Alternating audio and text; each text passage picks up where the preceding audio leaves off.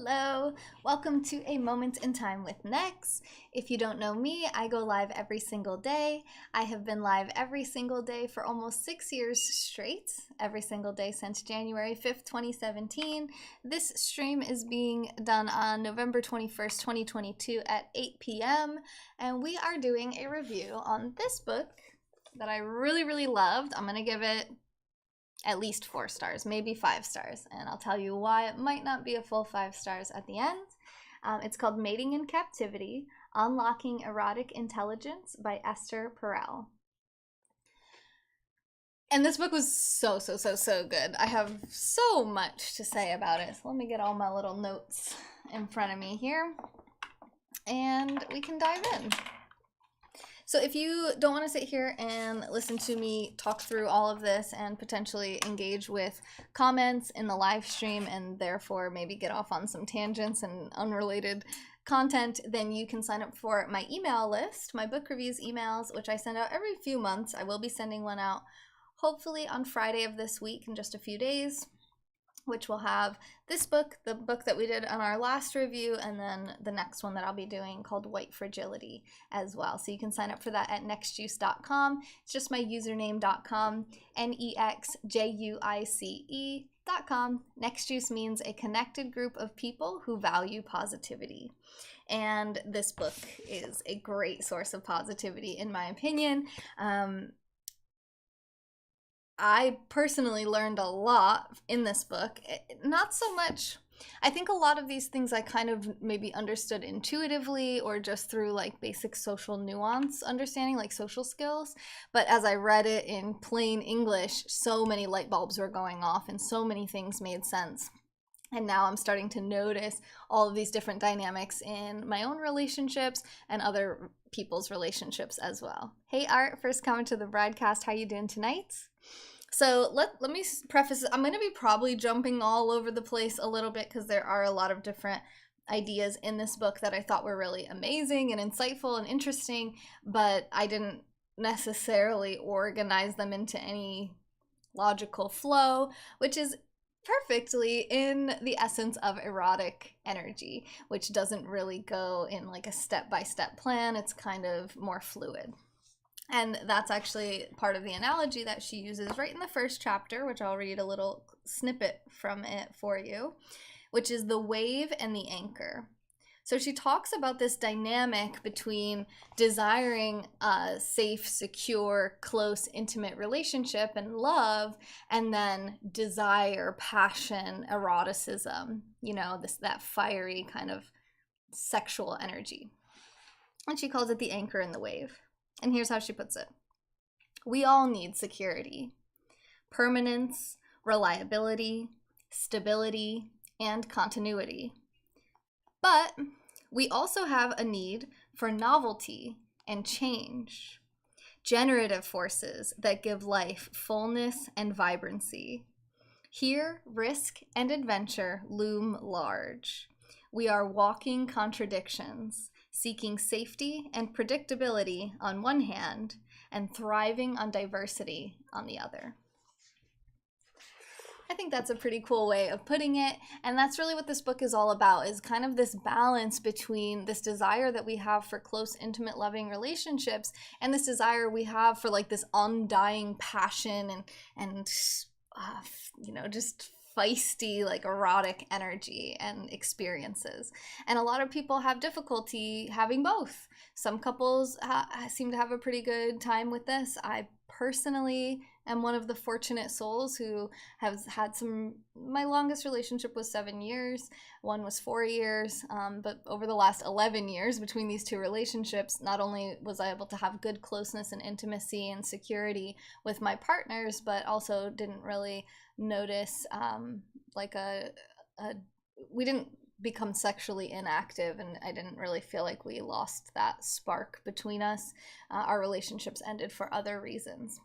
So I am lucky, but also as I read this book, I realized that there's probably some reasons why I've been so fortunate in that arena, and it's because I've kind of enacted some of these principles that she talks about without even realizing that they were a thing. So one of the ideas is that, here's the thing, like, so when you first meet someone, there's that initial spark, that initial attraction, that initial flame. And there can be a lot of passion and a lot of just pure desire. And we can overlook a lot of flaws and things about people because we're just so drawn to them. As we become more attached and closer to this individual, we have a lot more to lose. We realize that we're now stuck in this little balancing act between our own independence and our desire for autonomy and to be an independent being, and our desire to become one with this person and to really integrate and become extremely close to them, to the point where that's like a dependence. We're dependent on them for something. We're dependent on them to stick around, to return our affection and interest and attention. And that can cause us to feel anxious or fearful. And this ties into attachment styles as well. I did a review on a book called Attached by Amir Levine. You can check that out. It's on my YouTube here. I have, if you're on my YouTube page, go to the playlists, and if you go down all the way, I think it's like one of the bottom ones because it's one of the first ones I ever made. There's a books playlist, and you can see all the different books that I've reviewed here on YouTube. And that was a really good one. It's called Attached, about different attachment styles. And we can talk about that a little at the end if we have some time. So the more we become attached, the more we stand to lose. And now we're threatened with this idea of dependence on this other person. And this is where we start to, we really start to have this like fear response where we're so worried that this person's going to leave us or hurt us or, abandon us, whatever it may be, that we want to close that gap between us and them. And this is where that desire for two to become one. We want to fully integrate. We want to know everything about this person, and we want them to know everything about us. We want to be able to fully trust them and fully be trusted and kind of just merge into like one conglomerate being. Out of our desire for security, stability, and safety. Unfortunately, as we become one, that alluring, mysterious, kind of dark, shadowy, question mark energy of that other person kind of fades. So what's really important here, and the takeaway of this concept, is to remain distinct entities. Keep yourselves separate from each other, at least in some ways. Have different interests, have different friend groups, have different hobbies, have something that is different that you don't do together. Because some people kind of just morph into their partner and they kind of give up everything that they had when they were a single person. They give up their friends, they lose touch with their family, or they're not as close with their family, and everything they do is just with this person. They take on all the interests and hobbies of the other person, and they kind of become their little shadow, and they do every single thing. They go grocery shopping together, they do, all their hobbies are the same, they go to the same family events and work events, and everything is just, some people go so far as working together, becoming business partners, or just really like becoming so consumed in the other person that it makes you less interesting, because we think we already know everything. So another important thing to remember here is that you don't know everything about your partner. I don't care if you've been married for 50 years, there's still things about your person that you don't know about. Things they've never told you, things that never came up, things that happened before you knew them, things that happened when you weren't together, little thoughts that they have, or experiences they have, conversations they have with friends or family that you know nothing about. They stubbed their toe in the middle of the night and you blissfully unaware of this. Little experiences, little things that you don't know. And there's always something about your person that you don't know. And that can help you to kind of stop taking them for granted and thinking that you know everything about them, and just always try to kind of look at them as like, there's still a little mystery, there's still something there. And you can maintain that about yourself too by having some separateness, some things that you do separately from each other. Most people don't work together, so you always have like your work experiences, but even something more, something that you more choose, like something in your free time, especially I think just relationships with other friends and just other relationships, other experiences, you know, that you're interested in, because that keeps you interesting. It gives you guys something to talk about. You know, if you do every single thing together 24/7, there's not a whole lot of room for conversation here. You know, how was your day? I already know, I was there. What'd you do today? I already know, I was there. So you want to have a little something, because the quote that she has in this book, which I really like, I think it's actually one of the subtitles of one of the chapters, is love seeks closeness, but desire needs distance. So love seeks closeness, but desire needs distance. You know, not that desire wants distance, desire needs distance. There has to be some kind of gap to cross. There has to be something that kind of pulls us over, something dark and mysterious that we're not really sure about, that we have to get past in order to get to you. Hi, William. How are you today? So keeping yourself separate from your person, at least to some degree, is going to help to keep desire, interest, and passion alive. And I also wrote here, remember that your partner can leave you. I think a lot of people fall into this trap, especially once you're legally married and maybe have kids and you're past a certain point, especially if you have kids. You feel like they can't leave. They won't leave. They haven't left yet, so they probably never will. That's a false belief. Your partner, no matter how dependent on you and in love with you they appear to be, they certainly could leave if they wanted to.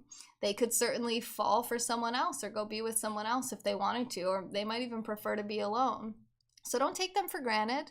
Don't treat them poorly. Don't treat them as if they are expendable, disposable, you know, like just something that you own, some kind of possession that you have that can't leave you, because that's not really going to help too much in this world of eroticism either, and it's just simply wrong. And I've seen this play out in other people's relationships where they basically, they don't even realize that the person can leave them until the person is leaving, generally in the wake of an affair. So you don't want to wait until that happens to realize that your partner is fully capable of leaving you and being without you. Whether it's with someone else or on their own, they're not glued to you for the rest of history, even if they said some vows. So remember that. And this was actually something that I realized that I was doing in my previous relationships, is that I always had my own independent life. So even though there was a lot of things that we did together and we were very close and in borderline constant communication with each other, there was still a lot of experiences that both of us had that were completely separate from each other, that allowed us on a date night to come together and talk about our day and talk about what happened and kind of share some funny experiences or some stressful experiences and be two separate entities with two separate lives. And personally, I always knew that these people that I was with would be perfectly fine without me. They didn't need me just as much as I didn't need them, but we chose each other. We wanted each other. And that's so much more beautiful of an energy than feeling stuck with someone or feeling like they're stuck with you, you know, knowing that you can go and so can they. So you can, or you could choose to stay. The choice is yours and theirs. Glad to hear that, William. Yeah, I'll be on Vigo tonight again in about 3 hours. All right. Yeah, and don't become complacent. You know, same kind of idea. Like maybe you don't treat them poorly, but you neglect them. You kind of ignore them. You're constantly rejecting their sexual advances, or just kind of like maybe you're neglecting your own self-care, your own body. There's so many things that can kind of tie into this idea of complacency and feeling like the person's never going to leave or couldn't possibly leave you. Then, and one of the chapters, she talks about something that I needed to hear, which is that talking is not the only form of communication. It's not the only way to communicate and facilitate closeness. Now, this is an important message for women in particular, and anyone who's very verbose and wordy. Generally speaking, on average, women have greater verbal abilities than males. So for heterosexual women, this kind of pressure can come up in relationships with men where we want them to tell us everything, and we want them to talk to us a lot and tell us what they're thinking and tell us what they're feeling and tell us about their day and tell us about their plans. And that's not every guy's cup of tea. Some people, and women too, there's, I mean, on both sides, some people are quiet. Some people are more reserved. Some people don't have a whole lot to say. Some people struggle to communicate verbally with their words or even in writing. Some people prefer to show how they feel, maybe through acts of affection and physical contact, maybe through acts of service like doing the dishes or cooking dinner. You know, there's other ways to communicate love and intimacy. And if you think about the 5 love languages by Gary Chapman, you have physical touch, words of affirmation, acts of service, quality time, and gifts. Only one of those has anything to do with words, but they're all ways to express love. So keep that in mind, that even if your partner's not big on words and you find yourself kind of wondering what's going on in their heads, look deeper, you know, or maybe zoom out and kind of see, what are they doing? What do they spend their time on? So maybe they're not really talkative, but they always come straight home from work and they make dinner and they sit right by your side and watch your favorite TV shows and movies, and they're always letting you choose the restaurant you're going to go out to, and, you know, like everything, you know, maybe you even tell them what you want them to wear or something, you know, they might like defer to you and kind of let you have everything that you want, and it can seem very like passive. Now, if that, there might be dynamics where you might not be attracted to that or like that, and you can always communicate that as well. But a lot of these things are done in a form of love, right? Maybe the person doesn't care where they go to eat. They don't care what color tie they wear. They don't care about these things. They're not important to them. But what is important to them is you and your comfort and your happiness and your satisfaction. And so much of what they do is driven by their desire to satisfy you and to please you. So think about what it is that you really value, what you really want, and maybe switch up the pressure, you know, take some of that pressure off. Another thing about this in terms of talking and communication is, just because we're in a partnership with someone, even if you're married and have children with someone, you're not automatically entitled to every single thought in their mind. You're not entitled to every single detail of every single day. You don't need to know every single person they saw and spoke to that day. You might want to know, and you maybe could ask, but think about that. Like, you don't get some right to every single innermost intimate detail about this person just because you guys are in love, just because you guys like each other and get along and hang out and have sex and whatever else. It's okay to have secrets. It's okay to have some mystery. And there's some things that you might not want to know. Let's say fantasy. So every couple is different, and we're talking couples right now. We'll talk about some like non-monogamous things towards the end, but just in terms of like one-on-one, 2 people in a relationship, which is the general way that things are done. Even in ethical non-monogamy, a lot of times it's still a lot of like one-on-one sexual interactions and intimacy and relationships like that.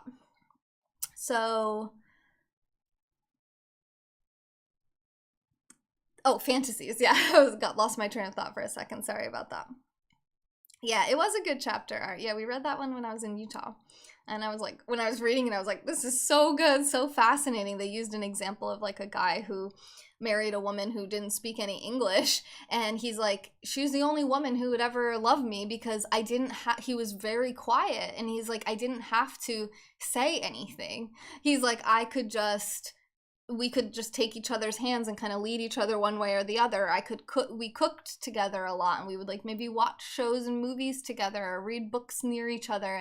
And a lot of the communication between them was nonverbal because it couldn't really be verbal. And he said, if not for that, I don't think any woman would have married me. You know, now she speaks English and I think they communicate hopefully a little bit more verbally, but there's, you know, not every relationship is the same, and not everyone is great with their verbal abilities. Okay, so fantasy. So everyone's different. Some people might like disclosing their fantasies. It might make them, they might enjoy sharing this with their partner, their inner thoughts, their inner fantasies. And their partner might enjoy hearing about it. It might give some erotic charge to hear about the things that kind of go through your mind in the throes of passion. But some people might not. Some people might not want to know what you're thinking about, and you might not want to tell them. And that's okay too. It's okay to keep some things to yourself. And there may be some things, some fantasies that you have, or some ideas in your mind that you, or let's say there might be some things in your partner's mind that you really don't want to know. That, you know, if you push them too hard to say what they're thinking, they just might tell you. You just might get what you're asking for, and you may have a whole lot of regret on pushing them after that point. Maybe they're quiet because they don't want to say something mean. You know, like we don't really know for sure, but assuming that everyone is a consenting adult in all of these relationships, let them have a little autonomy. Let them disclose what they want to disclose and not what they don't want to. You know, do you have to have access to the person's emails and phone logs? And, you know, there's so much that comes from, like, it can be masked as like, oh, well, I just want to be close to you. I just want to know, you know, who you're talking to. I'm just curious about you because I love you. But it's a pretty thin veil over insecurity, jealousy, anxiety, you know, more like a fear that maybe they're talking to someone else, or maybe, you know, this jealousy that someone else has their attention for some period of time. Who are they texting? You know, they've been on the computer for a long time. What are they doing? What are they on there about? You know, why aren't they doing what I want to do? So communication is really important, but so is space, distance, privacy. Allow your person to have privacy. And even if you, like, for me, I'm a very open book. Like, I disclose everything just about. Not everyone is that way, and that's okay. You know, two people don't have to disclose everything. If you want to, fine. If you don't want to, also fine. And if your partner doesn't want to, that's also fine. And if it's not, then maybe it's not the right person for you. I mean, in this book, she really didn't get into, like, oh, maybe that's not the right person for you too much, because she's a couples therapist and sex therapist, and she really works on trying to help people to stay together, which is most people's desired outcome, but not always. Plenty of people go to couples therapy because they're trying to figure out how to gracefully exit and as smoothly as possible, and they're hoping that the therapist will facilitate the breakup much more than they're interested in repairing the relationship or going on.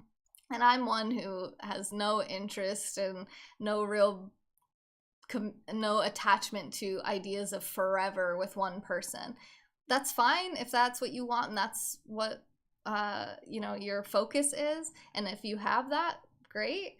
It's just, to me, I find, like, it's really important to look for what's going to work for you. You know, if there's something that's a complete deal breaker, non-negotiable, it might not be the right fit for you. And chances are, if you're feeling that way about that person and there's not really any changes that can be made, it's not healthy for either of you, because now they feel bad about themselves. They're never going to be able to satisfy you. You're going to live this life of never being satisfied and probably starting to become more and more kind of irritable and maybe very difficult to stand or tolerate. So toxic relationships, I think it's okay to end them as well, if that's what it comes down to. But maybe that's a controversial thing to say. All right, so yeah, and allowing somebody some privacy, some space, some distance can go a really long way. So let's talk attachment styles for just a second. So there's secure attachment style, there's avoidant attachment style, and there's anxious attachment style. So anxious attachment style is the one I really want to talk about right now, because this is the attachment style that lends itself to insecurity, feelings of jealousy, unsureness, and a very frequent, potentially frequent need for reassurance.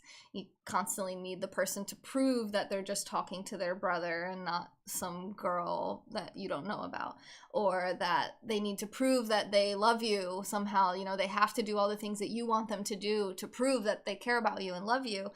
And that kind of pressure, that kind of like clinginess, like you always want to be in their space, you always want to be close to them, can be a little bit suffocating.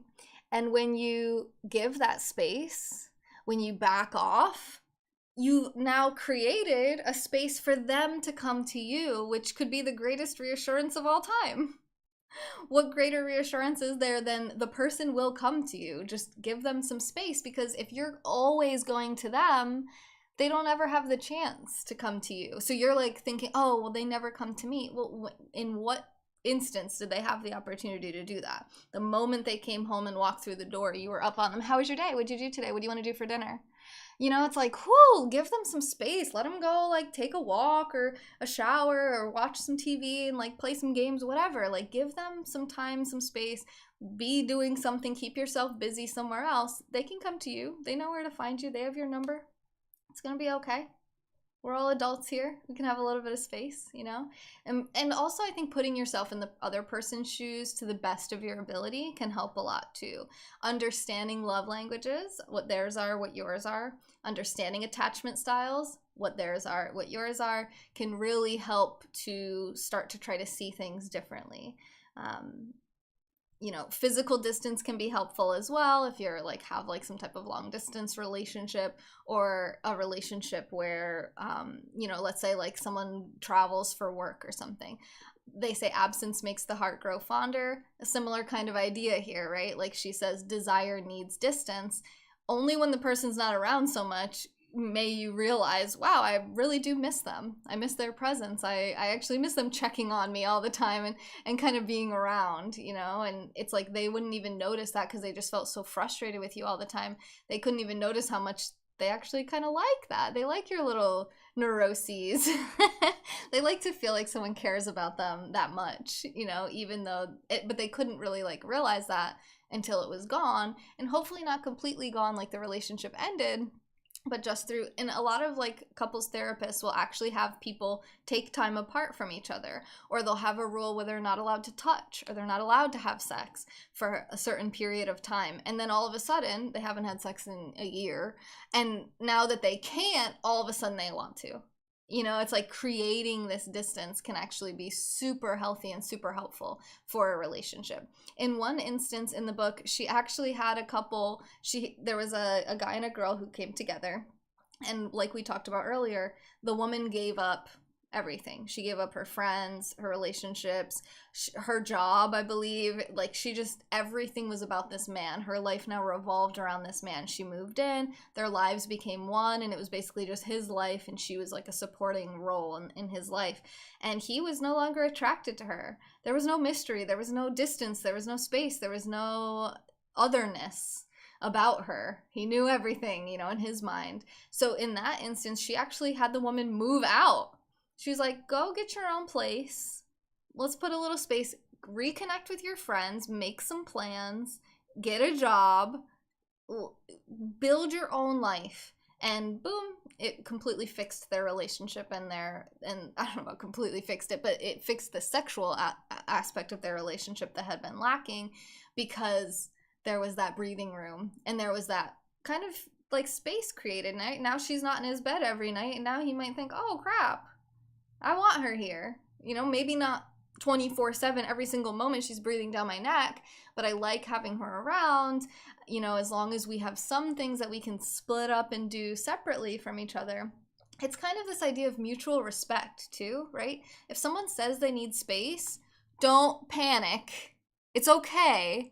If they say they need space, it doesn't mean I hate you, you're disgusting, I can't stand being around you. It just means I need a little space. Maybe they're an introvert. Maybe they need time to recharge on their own. They need alone time. Maybe they completely want to live alone. They need their own space physically, and that can be fine. It's really up to you to decide what you're looking for, what's acceptable to you, and not to force someone to be close to you, because that's not true closeness, right? That's like a prisoner. Don't guilt or shame people. Don't cry and be like, oh my God, I can't believe you don't want me around. You know, I notice this with women in particular. They don't handle rejection very well because we don't experience it as often as men do, and on average. So women can be especially sensitive to the idea of needing space or distance or taking some time. And yeah, sometimes that could mean that they just don't really like you and they don't want to be around you, and they want to break up. And maybe they're just not really good at expressing themselves. But there's also a chance that it just means they need a little space. They just want a weekend to just be alone and play video games all night and maybe hang out with their guy friends, or, you know, go hang out with their family without you, or whatever it may be. And that's it. And then on Monday, they're like, I miss you. How was your weekend? And now they're interested in you. Like, where were you all weekend? Now they're coming to you. And now you have that reassurance that they do care, that you survived a weekend without them. You know, everybody lived, everybody's okay. And no matter which way it goes, you're okay. And it's important not to become codependent, right?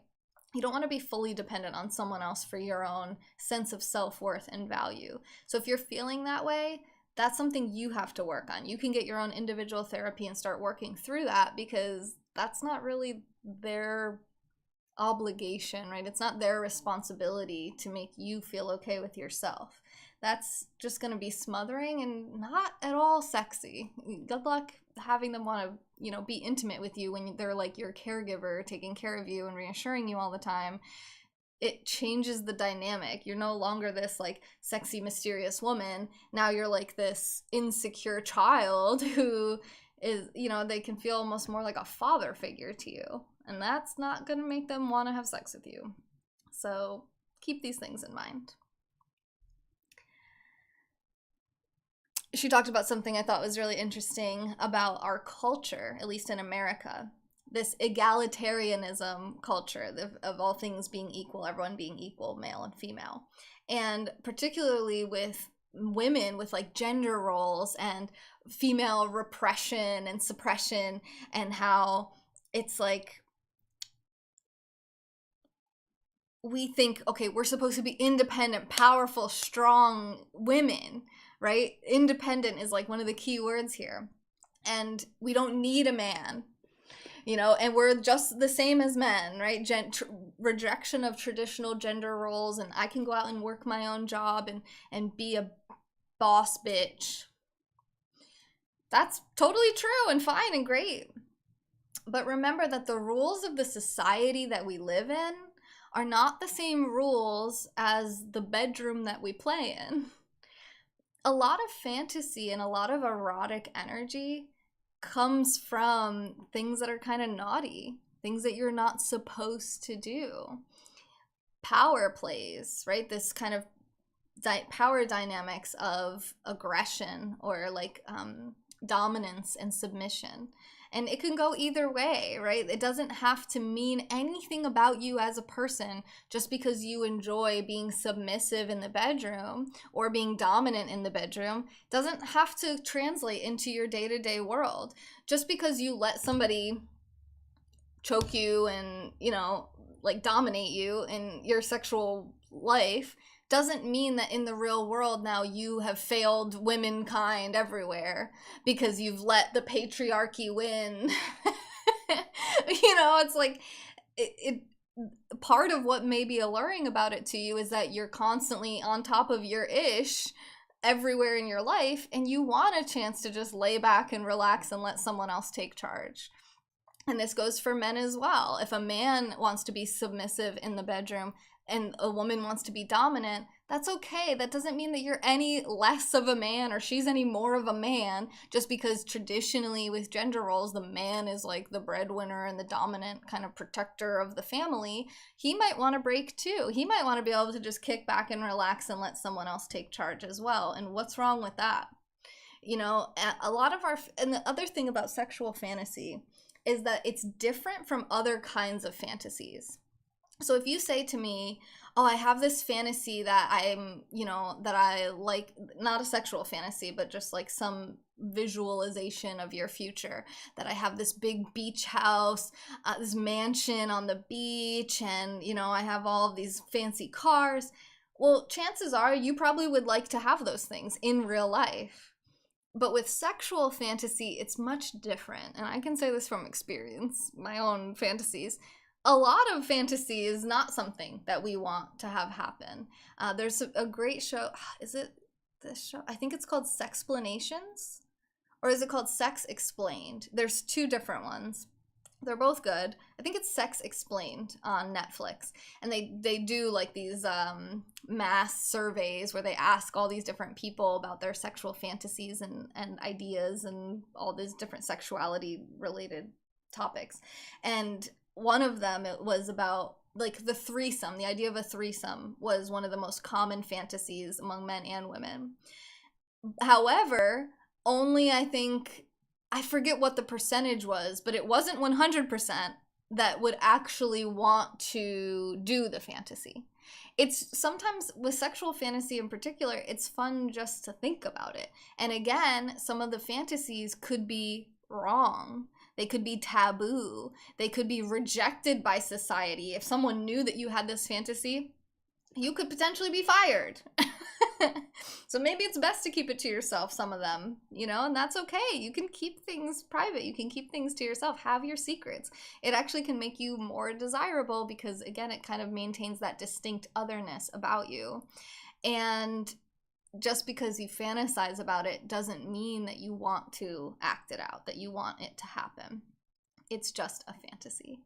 And that's, I think, important for people to realize that it's okay. Whatever your fantasies are, it doesn't mean something about you necessarily. It might be showing you something about yourself. Maybe you're interested in exploring with your sexuality or with some kind of kinks or some kind of role play, perhaps. Role play is a great way to facilitate situations that would otherwise not really be able to be simulated in a safe way with the right partner.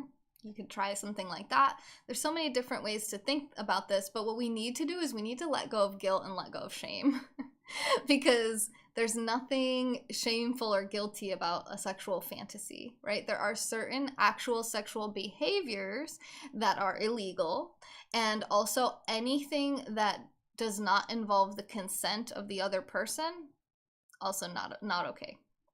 Completely immoral. Maybe you're doing a role play where someone's pretending not to give consent, but you've talked about it ahead of time. You have a safe word, and it's all in a safe, it's actually in a safe consensual space. That's fine as well. Consent is important, and then following the laws are important as well. When it comes to certain acts, it just has to stay in your mind.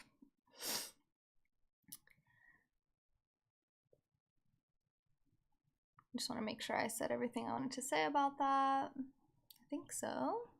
Oh yes, and then this next part, which I also needed to hear this one as well, which is that sex is not task-based. I don't know exactly how she said it, but this is the idea. This is my takeaway of it, was that I'm very type A. I'm very independent. I'm pretty assertive, maybe a little dominant in my day-to-day life, and maybe it comes from being raised by a single mom who had to do everything herself, and she kind of showed me that I could do everything for myself and don't take no crap from anybody else, and also be efficient. This is another part of our society, right? We have egalitarianism where everyone is equal, and then we have efficiency, we got to get as much done in as short a period of time as possible, and we have to make sure, we have to set a goal, we have to make a plan, execute the plan, achieve the goal, and move on to the next task. That's not what passion and sex and eroticism is about. It's not about the orgasm.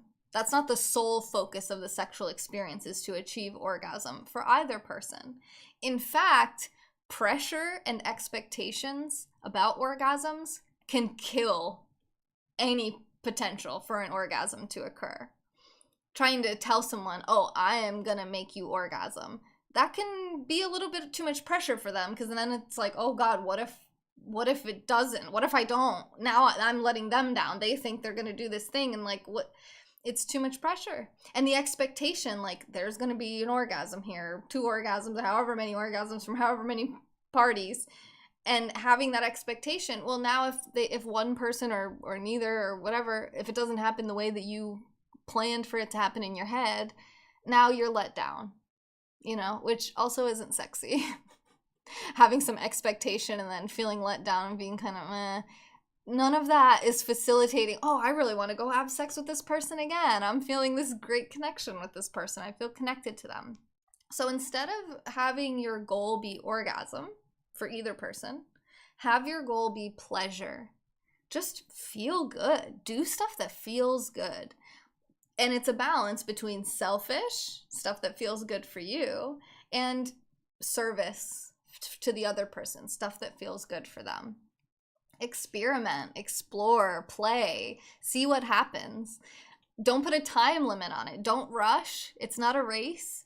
Take your time, let things kind of ebb and flow as they will, because that's how erotic energy goes. And not only does it ebb and flow in one sexual experience, but throughout a relationship, especially around children. Like when you first have a child, you can be so exhausted. You probably don't have a ton of energy to have like hours and hours long of playful sex with tons of foreplay and, worrying about the orgasm and all this stuff.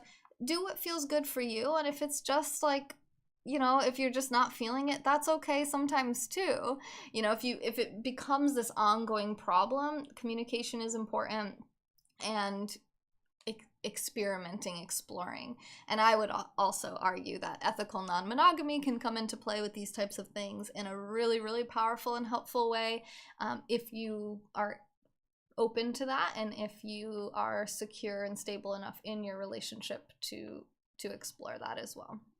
It's especially hard for people to go from a monogamous relationship into ethical non-monogamy, but this is a particular niche I'm really interested in right now, and I think when I become a sex therapist, something that will be kind of a specialty for me and something that I want to help people explore who are interested in doing so. And afterwards, so after an orgasm or two orgasms, if you both orgasm, you don't have to automatically just boop, get up, put some clothes on, take your shower, put some clothes on, get to the next thing. You can also just lay there. You be a little messy, be a little sweaty, stick to each other a little bit. Who cares? Oxytocin is a powerful hormone. And not only does oxytocin is a powerful bonding hormone, but oxytocin is also related to aggression, which testosterone is the hormone that people think of when they think of aggression, but oxytocin, which is the cuddle hormone, like skin to skin contact, people are like fiercely protective of the people they feel most bonded and connected to. So it can bring up that aggression, which actually some type of aggression can be really helpful in erotic interactions. So use that, play with that. Leave the checklist. Yeah. Don't bring your checklist. It's not like step 1, step 2, step 3. I was talking to a friend recently, and she was like telling me about her boyfriend, and how sometimes like when he's going down on her, he's not really like doing a great job at it, and it'll go kind of for a long time, and he'll just be like, oh, my jaw hurts, and it's kind of like he's like I just feel like I have to do it every time, and like it's like an expectation, and it's just like, oh, dude, on so many levels. Like he's feeling this obligation, she's feeling like, well, if you don't want to do it, that's not too hot either, but it feels good when you do it right. So like, what the heck? And it's like, it doesn't have to be like step 1, do this, and then like you must do this in order to get to this point, and this and this. And she even said to him, she's like, well, I don't care. As long as you don't care that I'm going to use my toy so that I can have fun and be pleasured also, I'm happy to do that. Some people are very like, I've experienced that before with men too, where they like are intimidated by a toy coming into the bedroom, and it's like, it's a tool. Okay, it's making everyone's life a lot easier. Just saying, don't knock it till you try it. And even if you don't like that, if she likes it, get over it. Okay, I'm sorry to interrupt this YouTube video, but I really have to pee, so I'll be right back. I'm sorry, but I will be right back. Talk amongst yourselves.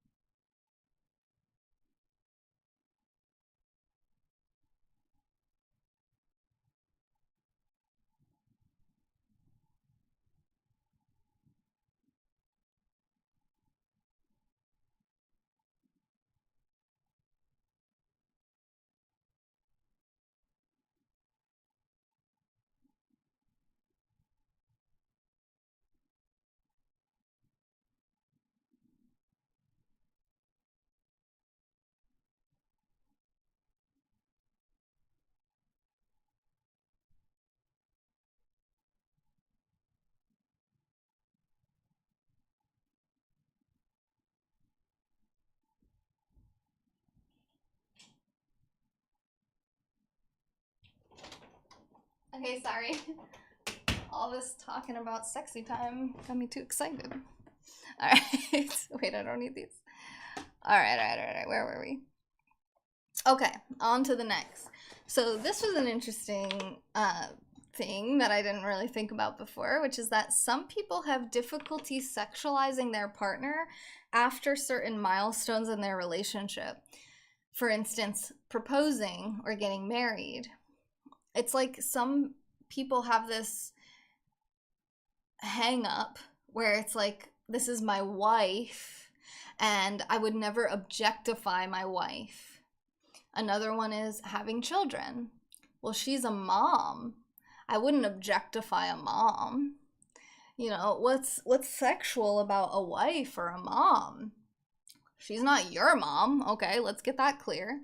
And that's how women become moms, by sex. And the idea of objectification is actually one of those things that, again, goes into kind of like this taboo and this fantasy and this kind of like dark side of erotic energy that can be really helpful. And a lot of times people will have affairs. So they're like, I love my wife, you know, we can only have gentle love making. But then they cheat on her with some other person that they are fully capable of objectifying and doing whatever with. Well, a lot of those wives or mothers or whatever might be very interested in having those experiences and are maybe fully capable of being objectified in that way, depending on what the situation is. Maybe not. But there's some pretty funny stories in here. Like there was one woman who they were going through therapy and they found that he was having trouble objectifying her because he was just like, she's just this angelic, like, you know, beautiful wife. I can't do anything naughty with her. And she was like, what the heck? So she started charging him. She was like, all right, it's $100 if you want a really good BJ. And apparently it worked. You know, it was like by turning herself into this, like, you know, sex worker, it was like it changed the perception of who she is. And it's, you know, it's fantasy, it's role play. Like she's not going around town charging whatever guy's willing to pay. It was just an idea that she kind of came up with on her own that ended up working. It was kind of a fun thing, you know, where, and she really did make him pay. And he made a joke. He's like, we need to get an ATM by the bed because I got to carry too much cash on me now. She's expensive. But yeah, you get the idea. I thought that was like one of the most fun stories in the whole book. But that kind of idea, like how can you change the energy to re-objectify this person that you want to be able to do that with and realize, and also exploring your, like, what sexual messages and scripts were you exposed to in your upbringing? You know, what did your parents or caregivers, what kind of things did you see modeled and demonstrated? What was shameful and wrong and you were made to feel guilty about? What was exalted? What was virtuous? What was good? And start to unravel and kind of dig into that, because all of those things play a huge role in your adult life, more than we wish they did, of course. But letting some of that stuff go, some of those wrong messages that we got, realizing that sex and fantasy and masturbation, all these things are not shameful or sinful or wrong or anything to feel guilty about, but rather to explore and experiment and play and realize that that's good, and maybe even feel empowered by so doing these things and taking your sexual script back for yourself and writing your own story, writing your own part. Okay, and then the final piece of the puzzle that she talks about in this book, which I think she got, generally, she was on the right track, but she really messed it up. She really dropped the ball on this one bit. And this is such a big part of my life right now that I struggle to give this book 5 stars, even though it was a really good book, because of this one simple thing. So, ethical non-monogamy. ENM. You might see it on some people's dating profiles if you're single. ENM means ethical non-monogamy. which means that the person is not monogamous, meaning that they do not just have one sexual partner forever only, or even one sexual partner at a time. She made a great point. Oh my God, I loved this so much, where she said, a woman, whatever, let's say a man, right? Let's make it tit for tat. So a man can be in a monogamous relationship. That relationship can end. He can go hook up with people, date people, have whatever experiences he has, get into another serious relationship, be monogamous again for however long. That relationship can end. And he can do this over and over and over again, let's say 10 times, and still be considered monogamous. And people consider it monogamous as long as you only have one sexual partner at a time. At the same time, a man can be married for 30 years, sleep with another woman one time, and not be considered monogamous. So the other guy, the monogamous guy, had sex with who knows how many people, but he was monogamous. This other guy has sex with one woman only his whole basically life, and has sex with someone else one time, and he is a heathen. Unforgivable. Deal breaker. Game over for so many people. And it's so stupid. It's absolutely absurd.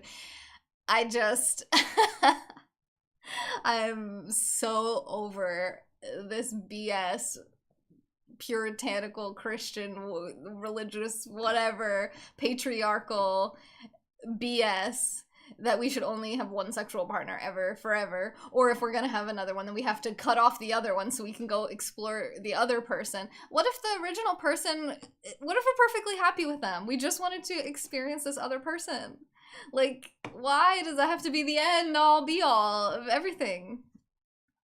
It's deeply ingrained into us from a societal level. I realize that it's very difficult for people to even think about these things. It's difficult for you to even sit here and listen to me talk about it and not get upset and not get activated and triggered by it. I get it. You know, I've been there. I've had a lot of jealousy and insecurity in my previous relationships, all of which were monogamous, by the way.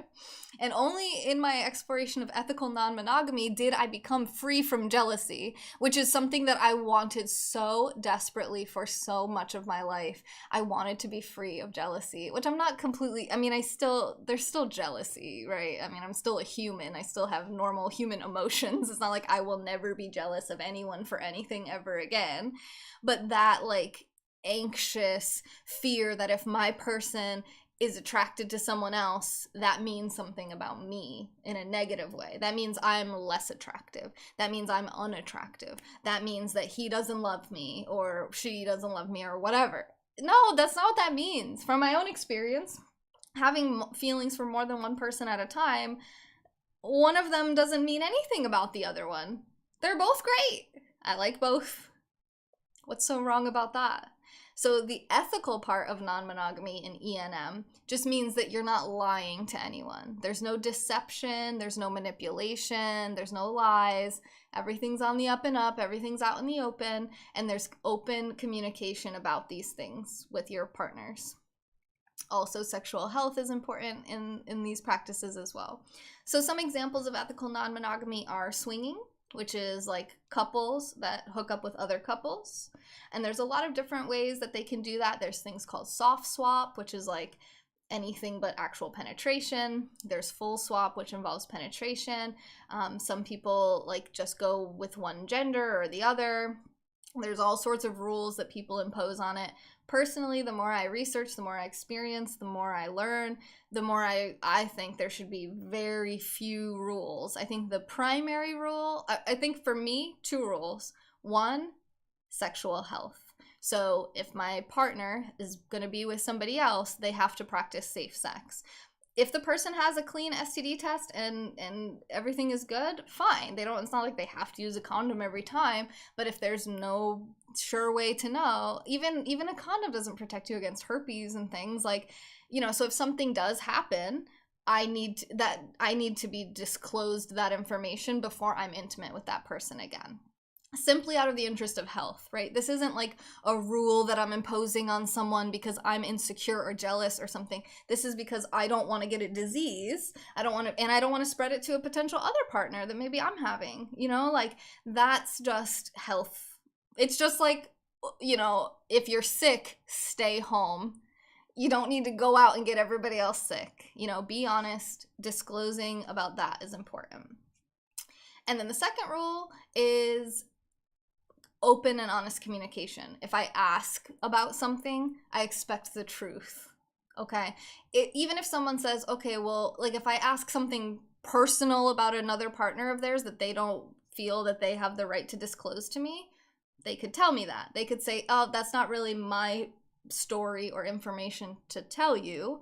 I can't share with you, you know, everything they told me on our date because some of it was really personal and, you know, and not really something that I think that you know, need to know about with their life or something, right? Like personal details or information, like where do they work, right? I'm not entitled to that information necessarily. Like they don't have to disclose all of that to me. But certain things, like if I ask someone, oh, like, were you with someone last night? I would expect them to be honest with me, right? It's not going to bother me, but what is going to bother me if someone lies to me?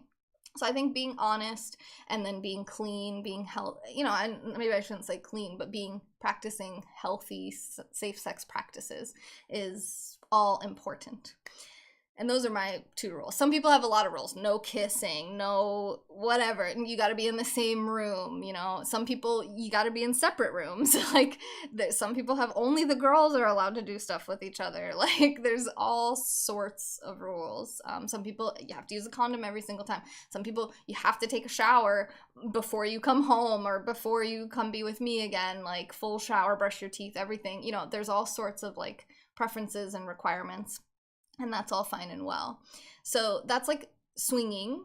And then there's ethical non-monogamy, like the way that I practice it, which is polyamory, which is multiple loves. And she didn't talk about this in the book at all. And I think that she missed the boat completely here because she very clearly distinguished between emotional relationships, let's say emotional connections, and sexual connections.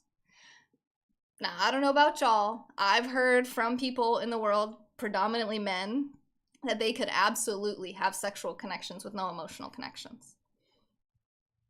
Maybe if I was real drunk, I don't know. But for me, that doesn't exist. I don't want to sexually connect with someone that I don't have somewhat of an emotional connection with. Like, at least, like, you know, some fun banter and flirting and, like, something. There's got to be some kind of connection between us. I don't care if you're just some hot person. That's not enough for me. Like, I can't act on that. I'm not interested in that.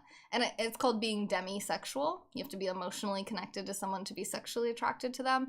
And I would argue, my hypothesis is that most women, at least in America, fall into that category of basically requiring some type of emotional connection in order to have a sexual connection, but not all. And maybe it has nothing to do with gender at all. I mean, that's just from my own, like, experience and probably my own societal programming, how I view it. But for me personally, there is no sex without emotion. That's just not a thing for me. So she made it seem like that was the only acceptable option, was to be emotionally exclusive but sexually open. What? I've definitely heard this concept before, and I think it's a complete farce. Like, if people are telling you that, oh no, I feel nothing for this person. Okay, you felt something. You feel something. I don't know what emotion it is. I don't know if lust is an emotion or not, but I think it's complete. You're just setting people up for failure by saying they have to be emotionally exclusive to one person, but they're allowed to sleep with other people, but they can't have any feelings for that person. What kind of rule is that? I'm not allowed to have feelings for other people? Like, I'm not allowed to have feelings. Period. When's the last time you tried to control your feelings? You don't have to react and respond to all of your feelings. You don't have to act out every feeling that you have, but good luck trying to prevent feeling. Good luck trying to control and suppress your feelings.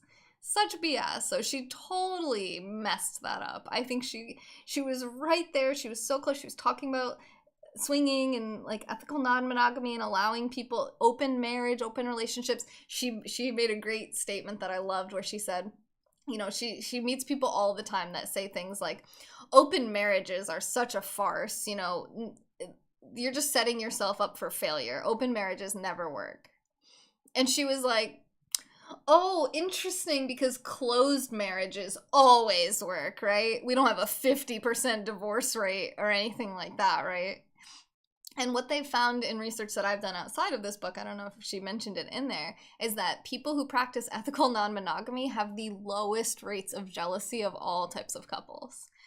Because what is there to be jealous about? You understand, you know, they're not hiding anything from you, they're not lying to you, and not every relationship has to last forever regardless. So if I'm in a relationship with someone and I end up finding someone else that I find interesting and connecting with, and I'm exploring them and whatever, maybe I think, oh, okay, that was kind of fun, or we went on a few dates, not really feeling them, which is how I feel about 99.9% of all humans. I don't usually really, like, I go on plenty of dates and that's it. Like, we don't become partners or have a kind of serious relationship. So that would be, from my point of view, what's going to happen most of the time is maybe I kind of explore someone a little and then I realize, no, not my thing. I like the person I'm already with.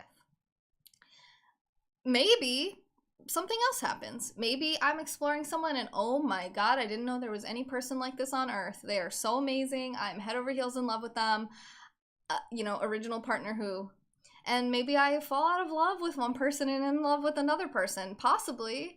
I mean, I am definitely capable of being in love with more than one person at a time and having loving feelings for more than one person at a time, but that doesn't mean that my primary partner in one situation is going to be my primary partner for all of eternity, forever, the rest of my life. Not necessarily. The chances of that are probably pretty slim. We might break up for reasons that have nothing to do with anyone else, and simply just because we aren't vibing anymore for some reason or something. So I think that the whole idea of like forever and monogamy, I think I would love to think that these things are becoming like outdated failures of our past, and that we're going to become more and more open-minded to trying different types of relationships and interactions. And I think that for me it's been very empowering and really has helped me to become so much less jealous and insecure than I was prior to exploring these things. But I've come into contact with a lot of people who are not interested in it, and that's okay too. You don't have to. Just some thoughts. So this was my review and opinions on Mating in Captivity, Unlocking Erotic Intelligence by Esther Perel. I hope you guys enjoyed this book review. My next book review will be on a book called White Fragility, Why It's So Hard for White People to Talk About Racism by Robin DiAngelo. Hey Snow, how are you? I saw someone at the beach that looks like you. I was like, Snow, is that you? But then I knew it wasn't you because it was the beach and you like the snow. And also you live in Belgium and I live in Florida. So if you like this, if you like these types of books, I do mostly nonfiction books. I read a lot of books. I love to do this.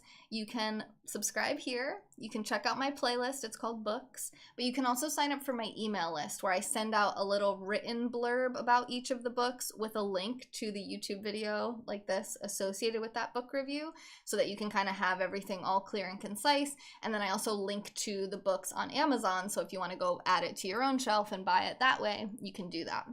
And I send them out like maybe once every 3 or 4 months max. So I'm not going to like spam your inbox or anything. And then I do roughly once a month just updates on my channel and me. But it's not like I'm going to be emailing you every day or even every week. So go sign up for that at nexjuice.com, NexJuice.com. NexJuice means a connected group of people who value positivity.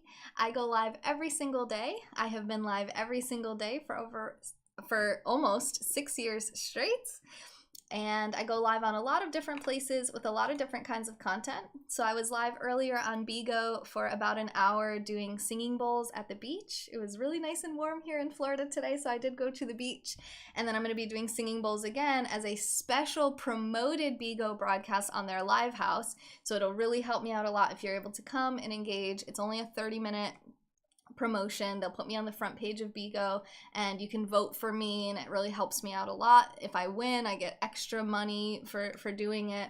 I get I think $12 just for doing it, regardless of if I win or not, which is really awesome. So I'm loving this app so far, and it's BIGO.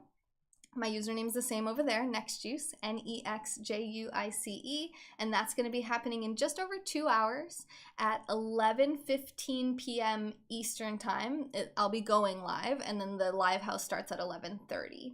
And that, if you're on the West Coast Pacific Time, that's 8:15 p.m. Pacific Time, and it's only going to go until midnight here in the East Coast, which is 9 p.m. on the West Coast. So I hope to see you guys over there on Bigo. Remember that you are worthy of being loved and feeling comfortable in your own skin, no matter what your kinks and fantasies and sexuality and gender orientation, all that stuff, no matter any of that stuff is, you're worthy of being loved and feeling comfortable. This has been a moment in time with Nex. Remember to exprimidium, squeeze the day. See you guys tonight on Bigo. We're going to be doing singing bowls for Music Monday, okay? She's been live ever since I've known her. Hey, Ray. Oh, yeah, Snow, your appointment's today. Oh, that's very exciting. I'm sorry that you're having a hard time sleeping, though. I love you guys. I will see you tomorrow. I mean, not tomorrow. Tonight. Good night. Why do I keep saying good night? I'm so used to it being the last thing I do. I'll see you.